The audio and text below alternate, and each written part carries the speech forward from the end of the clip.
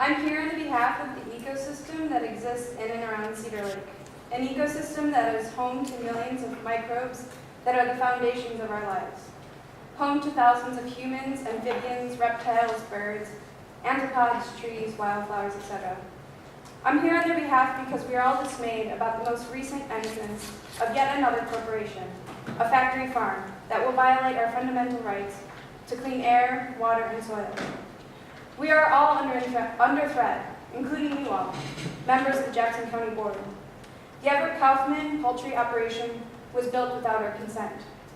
And to my knowledge, y'all didn't even know it was being built either. The structure is 1/4 of a mile from Cedar Lake, drinking water for about 50,000 Jackson County residents. First, let me clarify. I don't think this is as bad as the water catastrophe in Flint, Michigan, but there are alarming parallels. We don't want to face the turmoil that Flint, Michigan is currently undergoing. It wasn't just Michigan's governor, the unelected emergency manager, or the state officials who were responsible for that horrible mass child poisoning in Flint. The local city council was also responsible.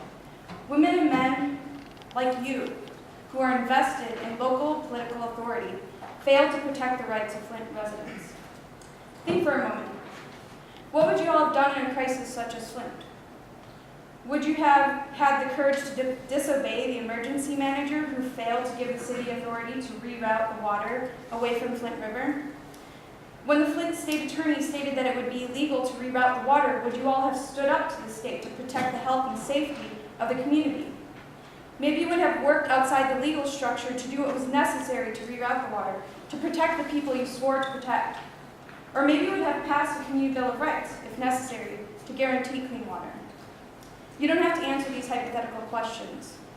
The real question is, how are you going to respond to the factory farm and the fracking theft in Jackson County? Like Flint officials, they were confronted by a similar situation. They weren't able to stop the train wreck because the state said they had no power to do so. Our elected officials must not exhibit the same negligence and complacency. So we should look at the other communities and how they successfully terminated corporations that violate the health, safety, and well-being of the residents and the land. It turns out that the Community Bill of Rights has effectively shut down horrid operations like factory farms. Communities all throughout the United States have adopted the Community Bill of Rights and passed it into law, and we have one right here in Jackson County. We're asking you all to pass the Jackson County Community Bill of Rights as a step towards a solution to this threat to our water that y'all are being given a chance to prevent. Instead of perpetuating a legal structure that time and again protects the privileges of corporations over the rights of a community, you can now help us change that legal structure. Will you help us overcome a history of political helplessness, or will you keep us victims to it? Jackson County has a chance to implement a new legal framework, a rights-based framework for local self-governance. Joining with hundreds of other communities across the country, Jackson County can adopt the Community Bill of Rights and empower our county to say no to these dangerous and toxic industrial projects. Projects like this factory farm, which will indefinitely put our community at risk.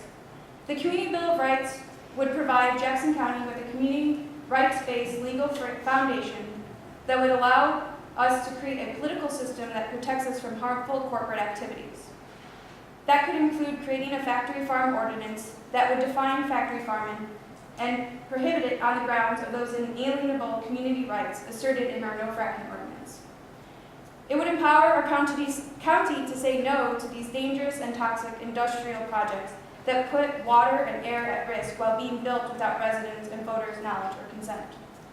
This is not a game. This is a battle for our health and our lives and control over our community. This isn't all that different from the situation in Flint.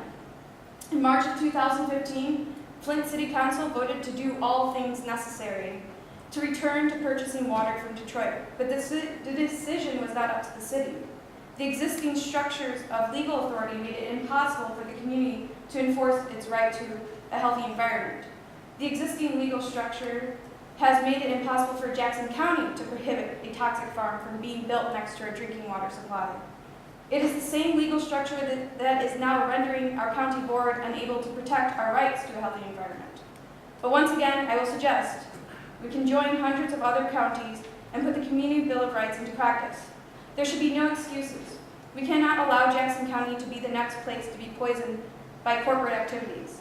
If it is not a factory farm threatening the health of our community and land, it will be injection wells from fracking, exhaust from other industrial activities, coal mining, logging, etc. Please give us the strength to defend ourselves against those who would poison us to make profit. Vote to pass the Community Bill of Rights. Thank you very much. Should I? Would you, yes, if you'd like those in the record, please submit them.